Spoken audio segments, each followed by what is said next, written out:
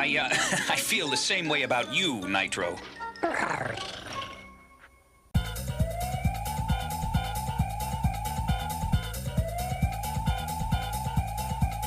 Créer un film d'animation, c'est grave dur.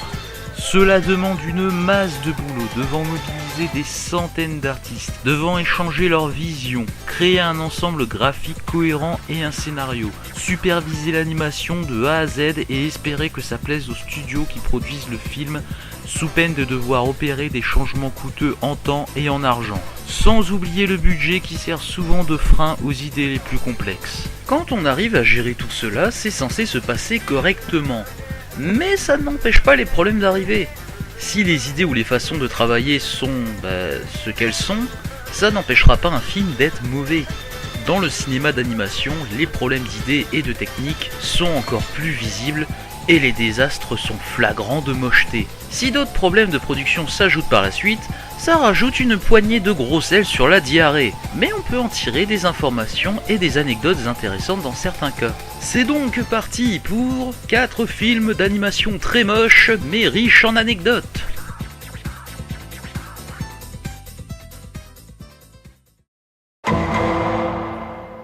Dorby's Making Decisions est un cartoon chrétien en images de synthèse sorti en direct ou VHS en 1998. Le film a été produit par Live Bait Production, un studio fondé par Benji Gader. C'est qui Benji Gader? C'est le fils de Bill Gader. C'est qui Bill Gader? C'est un chanteur, auteur, compositeur de Southern Gospel et de musique chrétienne ayant créé son petit empire financier avec son propre label de musique, des studios d'enregistrement, des boutiques, une société de production destinée à la télévision et enfin un studio d'animation créé par son fils. C'est quoi un fils? Bon ok, je m'arrête là tout de suite. Dorby's est donc une production d'un studio d'animation dirigé par le fils d'une célébrité qui est aussi le directeur d'un empire financier productif. Bah ça promet du bon, je trouve. Il a dû réussir à faire quelque chose de potable. The parallelogram is concurrent to the vertical side of the polygon. Now what is exciting about this is that they both are related side according to MacGyver's theorem of gumstick tubing. But what's really exciting about this is the fact that the sum of the total of all sides is 90 degrees. Effectivement, c'est grave moche. Le design général est pas beau du tout, et l'animation est hyper limitée, au point où les persos bougent à peine. Et même quand il faut animer des mouvements simples comme animer de personnages se passant une feuille, bah ça donne ça. Parlons un peu du scénario. On y suit 3 histoires n'étant pas connectées ensemble. On a d'abord celle de Jack et Mary Jane, séchant leur cours de maths pour visiter une maison hantée, puis celle de cette merde, s'appelant Otto, qui est en fait un étranger débarquant au pays, voulant s'adapter au style vestimentaire local, et qui va donc aller dans une boutique dirigée par un Dorby, on appelle ça comme ça, ouais un Dorby, avec une coupe afro obsédée par les années 70. La 3e histoire est un épisode d'une série avec un super-héros allemand nommé Mr. Poe et son larbin Joggle. Strongest Dorby in the world who's loved by every boy und girl und Jack. It's Mr. Poe und Joggle. Après, on se rend surtout compte que c'est l'animation qui pose problème, car si l'on enlève ces graphismes moches, il y a des idées et les chansons, car il y en a, sont plutôt bonnes car étant chantées et composées par des gens ayant déjà travaillé pour le label Gader. Le film n'hésite pas à se taper des délires non plus, suffit juste de voir certains passages pour voir que les idées et l'humour ne manquent pas, ça en devient même drôle par certains moments. Bon, histoire de pas trop le casser et de lui trouver une excuse, on va dire que c'était vachement dur pour l'époque de produire de l'animation 3D potable à petit budget, parce que Toy Story n'était sorti que depuis 3 ans auparavant, et même si des séries animées comme Reboot étaient déjà diffusées, on peut pas dire que l'animation était parfaite non plus. Et puis je vois qu'ils ont produit d'autres films, ils ont dû s'améliorer avec le temps. Facts. Have you ever heard of creative license? Have you ever heard of an angry mob?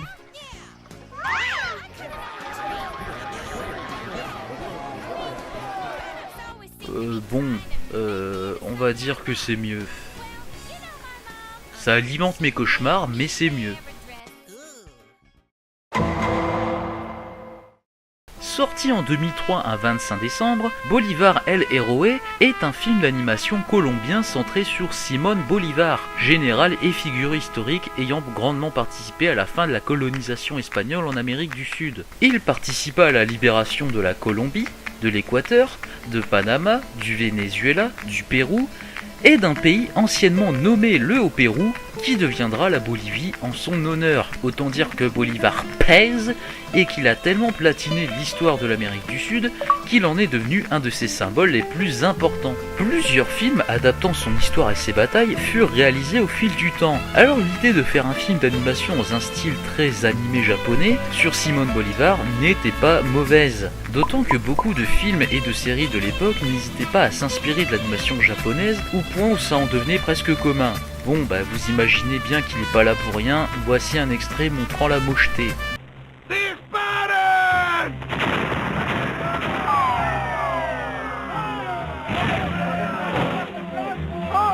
¡Infantería! ¡Preparen sus armas! ¡Disparen!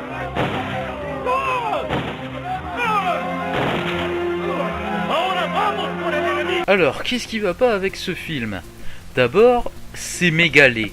Ça fait littéralement passer les cinématiques des Zelda CDI pour du studio Ghibli. Les décors, le chara-design, l'animation, tout est foiré. Ça en devient même marrant à force, on finit par chercher ce qui va pas dans le film au lieu de le regarder normalement. On peut même pas faire un jeu à boire avec, sous peine de s'enfiler la bouteille en 2 secondes. En fait, on dirait la vision que pourrait se faire un critique de Télérama en pensant à la Japanimation. Ensuite, l'histoire en général. Il y a un message au début du film qui dit que le film est la vision d'un héros au travers les yeux d'un enfant et que le film adapte la vie de Simón Bolívar de manière romancée, ajoutant des personnages fictifs. La deuxième phrase est correcte, mais pourquoi avoir mis la première? C'est pour s'excuser de l'infidélité historique? On s'en fiche, c'est un film. Et la seconde phrase explique que c'est une fiction. J'ai plus l'impression que c'est une excuse en mode ouais, c'est pas grave si on a ajouté une histoire comme quoi Bolívar il est pas aimé de son maître parce qu'il lui a fait pipi dessus quand il était bébé. Si l'on a ajouté des personnages Joseph comme un esclave se ralliant à Bolívar, une meuf qu'il pécho et qui meurt comme la vraie compagne du vrai Bolívar de la vie de la vérité véritable alors que c'est pas sa vraie meuf, ou son rival roux qui s'appelle Tyrannique. C'est pas un nom, c'est un adjectif. Autant appeler le Joker fou, Sauron borgne et Dark Vador masqué. De toute façon, c'est normal que le film y soit nul, ça a été fait par un gosse. Bon, ça expliquerait beaucoup pour l'animation, mais c'est pas une excuse. Un autre gros problème du film, la violence. Le film se veut être pour enfants, mais il y a tellement de morts ou blessés à la seconde que ça en devient gênant. Pour mieux expliquer le problème, voici le début du film. Ça commence calmement avec un décor de jungle, on t'explique qu'il y a des colonies en toute l'Amérique du Sud, puis t'as des esclaves qui se font bolosser à coups de fouet, il y a du sang, des hurlements, et là tu as une esclave qui donne de l'eau à un autre esclave, puis elle se fait recte à coups de poing dans la gueule, puis t'as un autre esclave qui veut en protéger un autre, qui augmente son aura en mode DBZ et qui se fait tirer dessus par son maître et il meurt. Vous avez déjà entendu parler d'un truc appelé subtilité? Je sais que l'esclavagisme c'est une période hyper violente et je demande pas à ce qu'il n'y ait pas de violence, mais c'est censé être un film visant un public jeune et familial si j'en crois le Wikipédia. Je vais utiliser un bien meilleur film pour expliquer le problème. Le Prince d'Égypte. Si l'on fait abstraction du fait que c'est une grosse production à plusieurs millions de dollars signée DreamWorks, ce que n'est pas Bolívar el Héroe, le film vise lui aussi un public familial et il se base sur l'Exode. L'Exode, qui est quand même une histoire parlant de génocide et de peuples exploités jusqu'à la mort.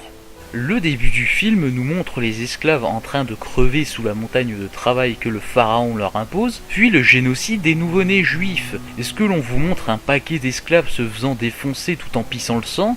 Non. Est-ce que l'on vous montre des milliers de bébés se faire charcuter façon provençale? Heureusement que non. Comment le drame marche alors? Juste en voyant les esclaves abattus et malmenés par leur travail, se faisant ordonner à coups de fouet, mais pas jusqu'au sang. Et pour le génocide, juste en montrant les maisons du peuple juif se faire piller et voir un garde entrant dans une maison dague à la main, tout en s'approchant d'un berceau pour ensuite ressortir au calme pour continuer le massacre. C'est juste une histoire d'écriture et de subtilité, sans oublier la musique et la chanson Délivre-nous, qui ajoute beaucoup au drame. J'aurais rien dit si l'idée de Bolívar el Héroe était de retranscrire fidèlement la dure réalité de l'époque, mais c'est pas le cas. Le film a d'ailleurs un gros body count. Il y a plein de persos qui crèvent ou se font torturer dans ce film, alors que c'est censé être une version vue à travers les yeux d'un enfant. C'est quoi ce gosse alors? Il a écrit le film avant d'aller chez son psy? Le dernier point intéressant avec ce film fut qu'il resta pendant longtemps un lost media. Il était impossible de trouver le film complet, car pas de sortie DVD ni de VOD. Le trailer du film fut la seule preuve de son existence pendant un temps, et il a fallu attendre que quelqu'un publie une vieille diffusion du film sur une chaîne colombienne et que ce soit publié sur YouTube pour enfin avoir le film complet. La légende dit que le distributeur du film essaierait de le faire oublier peu à peu en empêchant toute diffusion ou sortie en DVD. Ce serait plausible, mais ça n'explique pas pourquoi le film fut rediffusé. Et puis le film aurait été retiré de YouTube si c'était vraiment le cas. En bref, Bolívar el Héroe est un bordel qui mêle histoire, animation de chiottes et envie d'oublier.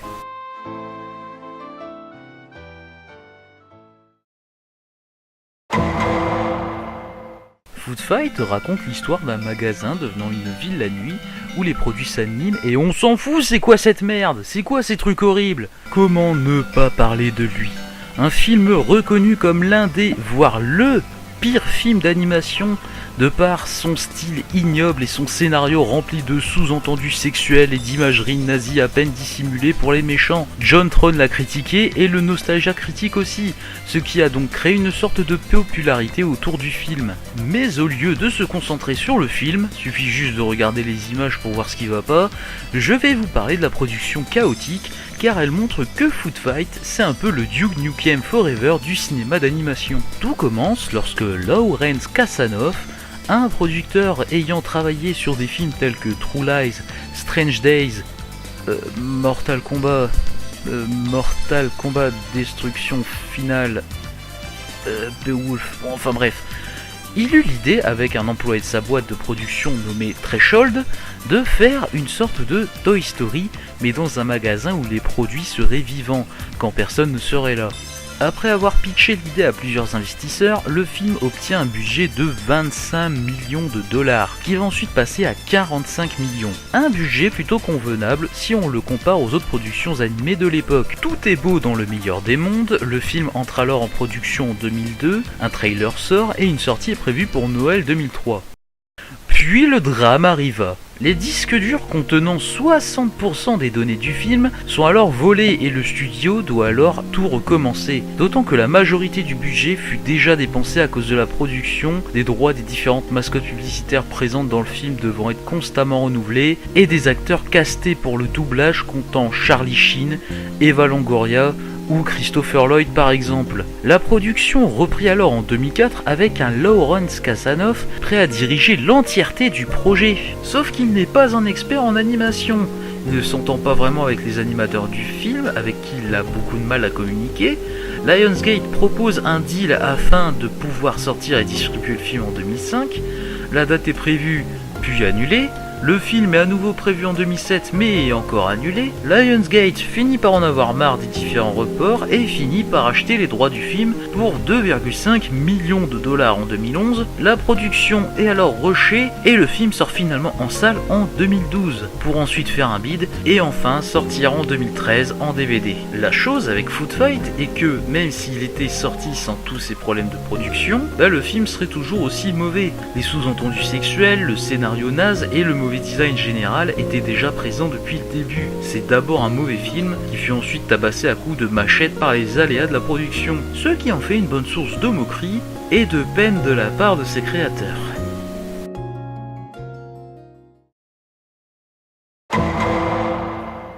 Il y a quoi de pire entre un film moche, un film qui a fini par être perdu et oublié, et un film ayant mis beaucoup de temps à être produit avant d'être bâclé? Eh bien je vous répondrai à un film moche et bâclé qui fut ensuite oublié. Nous avons ici droit à un film cachant tellement d'affaires sombres et douteuses que parler du film en soi ne sera pas trop nécessaire pour comprendre ce qui ne va pas. Rhapsody Street Kids est un dessin animé spécial Noël produit en 2002 et qui, tout comme Bolívar el Héroe, fut pendant longtemps considéré comme un lost media. Parlons plus en détail de sa création. Le film fut d'abord un projet venant d'une boîte nommée Gyros Productions. voulant créer un cartoon spécial Noël. La boîte fait alors appel à un studio spécialisé dans l'animation nommé Wolf Tracer, composé d'animateurs ayant travaillé pour les animations de jeux tels que Hunter D Matrix. Alors, maintenant ça craint, vu que le jeu est un peu pourri, mais vu que c'était l'un des jeux les plus chers à l'époque, c'était plutôt un gage de qualité. Les mois passent et le film est finalement terminé. Tout semble bien parti puisque Gyros Productions réussit à décrocher un contrat afin de passer le court-métrage sur plusieurs chaînes appartenant au groupe Warner Bros. Pendant la période de Noël. C'est alors qu'à partir du 25 novembre, les téléspectateurs purent voir ceci.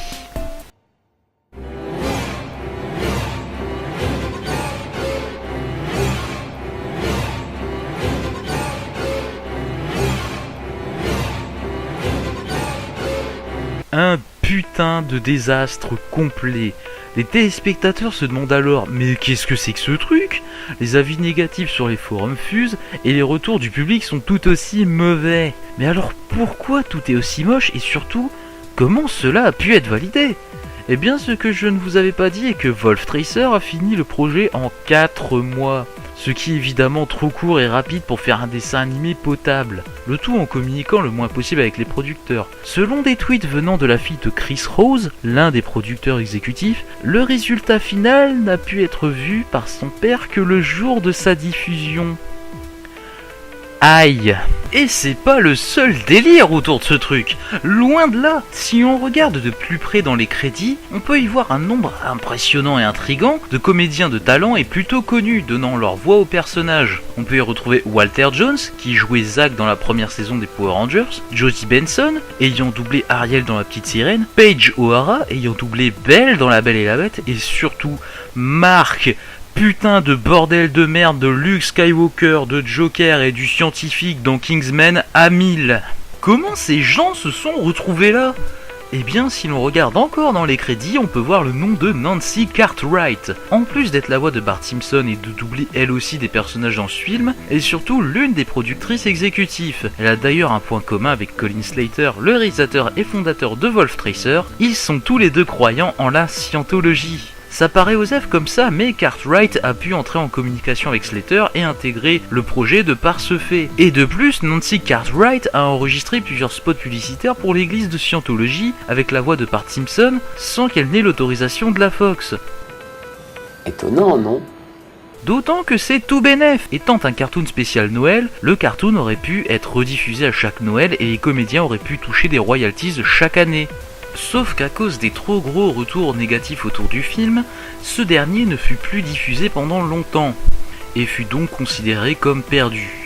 Jusqu'au moment où Daiket, le fondateur de Lost Media Wiki, décida d'entrer en contact avec Colin Slater afin de se procurer une copie du film. Ce dernier lui dit alors « Ok », il fit convertir les enregistrements qui étaient alors sur cassette digibeta, mais à condition que Daiket paye $125 la copie.